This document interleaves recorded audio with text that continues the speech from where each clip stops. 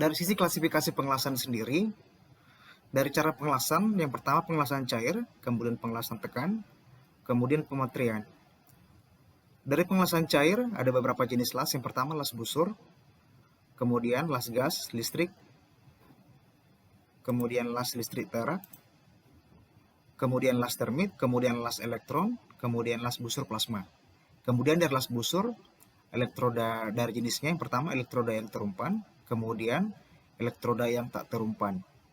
Ini disebut dengan lastik atau las Wolfram gas. Sementara dari elektron terumpan sendiri, yang pertama las busur gas, misalnya las MIJ, kemudian yang kedua las busur CO2 atau FCAW, kemudian las busur CO2 dengan berisi flux. Kemudian las busur flux dibagi menjadi las elektroda terbungkus, kemudian las busur dengan elektroda berisi flux, kemudian las busur rendam atau SAW.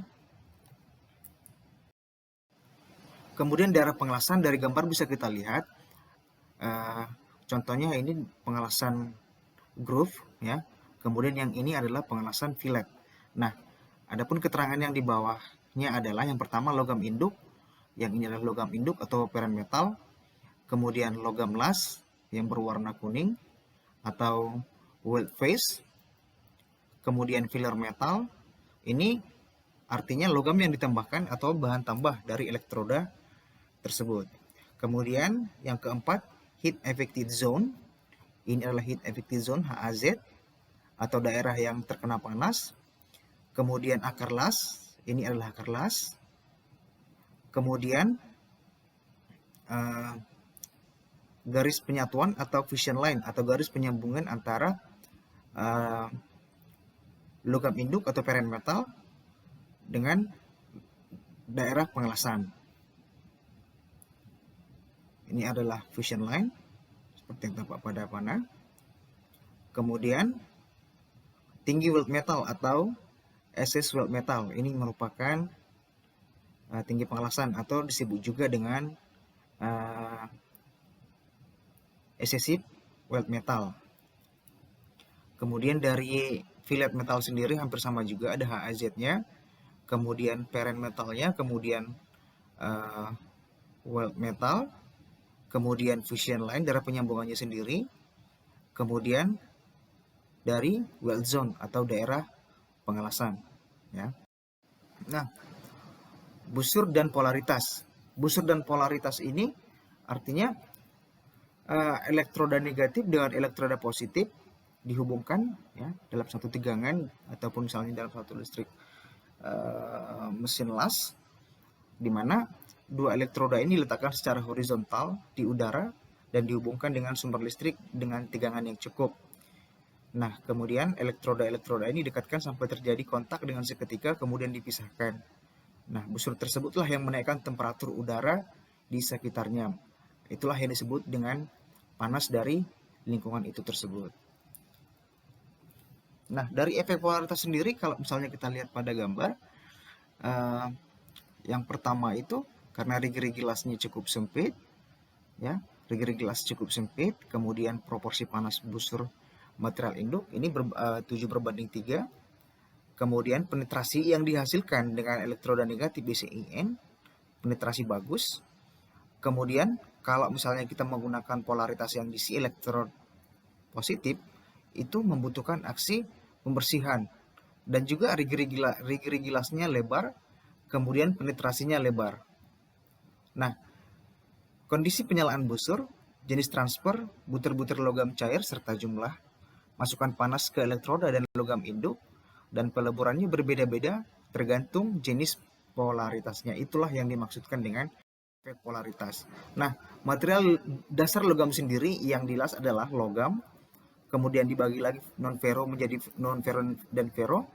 Dari non-ferro sendiri nikel paduan, tembaga paduan, aluminium paduan, magnesium paduan, titanium padium, zirconium padium. Kemudian dari ferro sendiri, besi tuang dibagi lagi besi tuang biasa, besi tuang khusus.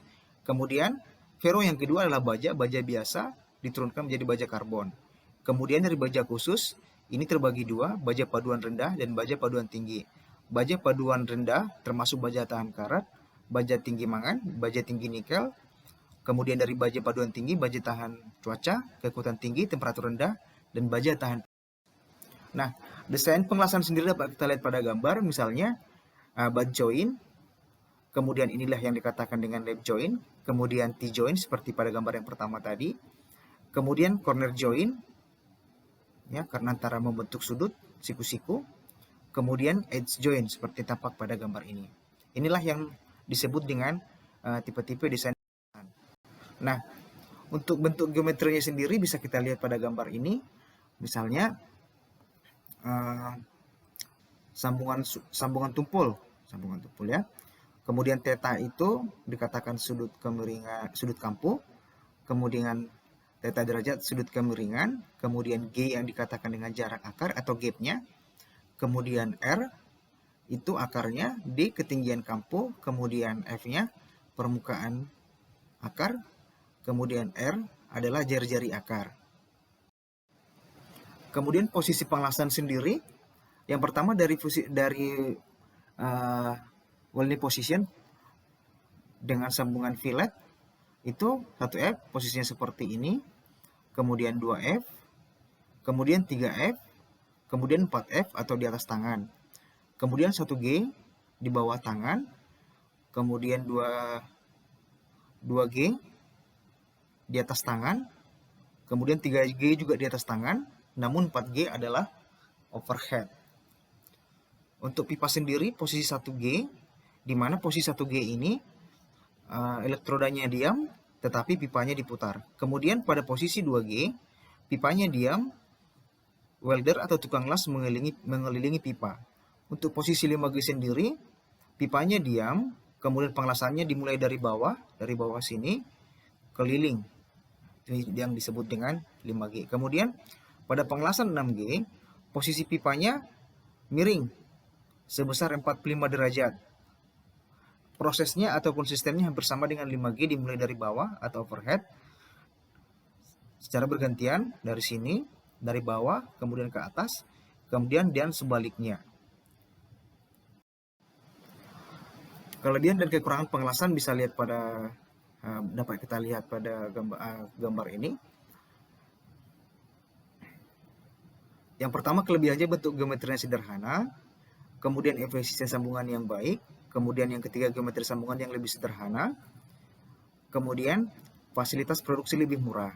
Kemudian kekurangannya sendiri adalah kualitas logam berbeda dengan logam induk, kemudian terjadi distorsi atau perubahan bentuk deformasi, kemudian terjadinya tegangan sisa, kemudian yang keempat kerentanan terhadap retak rapuh, kemudian yang kelima adalah bentuk yang kompleks dari daerah pengelasan, yang keenam adalah kerusakan bagian dalam sambungan dan sukar dideteksi.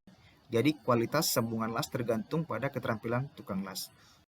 Demikianlah presentasi mengenai dasar dan prinsip pengelasan. Terima kasih.